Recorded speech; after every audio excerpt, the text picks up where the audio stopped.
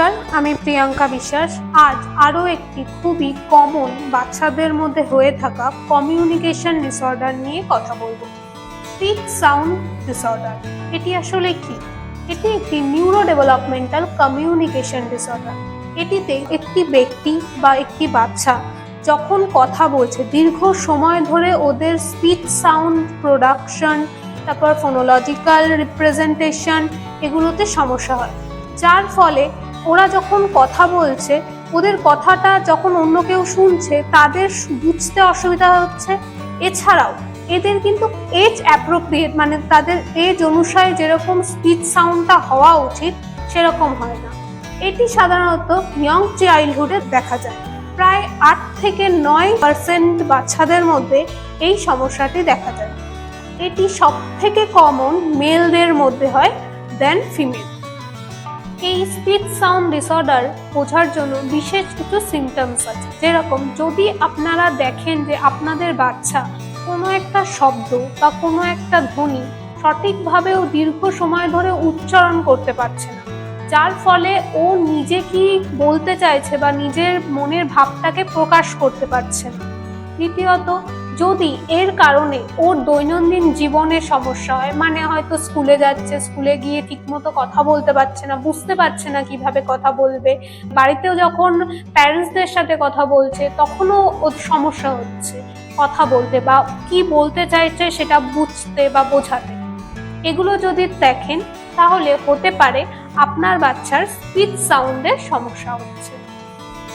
যদি আপনার বাচ্চার কোনো একটা লেটার প্রোনাউন্সিয়েশনের সমস্যা হয়, মানে ধরুন আরটাকেও প্রোনাউন্স করছে ডাব্লিউ হিসাবে, মানে আর ফর র্যাবিট, র্যাবিট না বলে ও ওয়াবিট বলছে।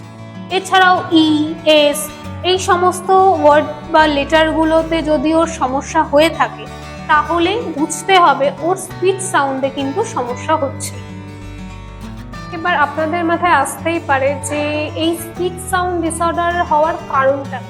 সেক্ষেত্রে অনেকগুলো ফ্যাক্টর যেগুলো খুবই গুরুত্বপূর্ণ, রিস্কটাকে ইনক্রিজ করে দেয় স্পিচ সাউন্ড ডিসঅর্ডার হওয়ার। First, family factor. যদি ফ্যামিলিতে কখনো কারোর স্পিচ বা ল্যাঙ্গুয়েজে প্রবলেম হয়ে থাকে বা সে ডায়াগনোজড হয়ে থাকে স্পিচ বা ল্যাঙ্গুয়েজ ডিসঅর্ডারে, সেক্ষেত্রে কিন্তু আপনার বাচ্চার একটা রিস্ক থাকে এটি ডেভেলপ করার। এছাড়াও ব্রেনের প্রবলেম, মানে ব্রেন প্রসেসিংয়ে প্রবলেম। যদি ব্রেনের যেই পার্টটা আমাদের এই স্পিচ সাউন্ডটাকে প্রসেস করে সেখানে যদি কোনো সমস্যা হয়ে থাকে, সেক্ষেত্রেও কিন্তু অত্যন্ত গুরুত্বপূর্ণ এটা জানা যে এই প্রবলেমটা হচ্ছে কিনা, তাহলে কিন্তু অবশ্যই ওর হয়তো স্পিচ সাউন্ডের সমস্যা হতে পারে। এছাড়াও প্রিম্যাচিওর বার্থ বা প্রিম্যাচিওর ওয়েট যদি হয়ে থাকে আপনার বাচ্চার, সেক্ষেত্রেও কিন্তু এই সমস্যাটা হয়।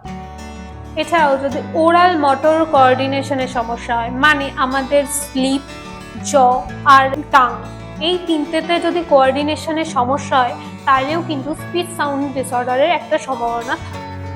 এবার এর ট্রিটমেন্ট বা ম্যানেজমেন্ট কি? সেক্ষেত্রে এর মেন ট্রিটমেন্ট হচ্ছে স্পিচ ল্যাঙ্গুয়েজ থেরাপি, যেটা প্রোভাইড করে স্পিচ ল্যাঙ্গুয়েজ প্যাথোলজিস্ট। এছাড়াও আর্টিকুলেশন থেরাপি আর ফোনোলজিক্যাল থেরাপি, এগুলো কিন্তু হেল্প করে বাচ্চার স্পিচ সাউন্ডটাকে ইমপ্রুভ করার। যদি এই স্পিচ সাউন্ড ডিসঅর্ডার সম্পর্কে আরও কিছু জানতে হয়, এছাড়াও কাউন্সেলিং, গ্রুপ অ্যাক্টিভিটি প্রয়োজন হয়ে থাকে, তাহলে অবশ্যই আমাদের সাথে কন্ট্যাক্ট করুন স্ক্রিনে দেওয়া নাম্বার। নমস্কার।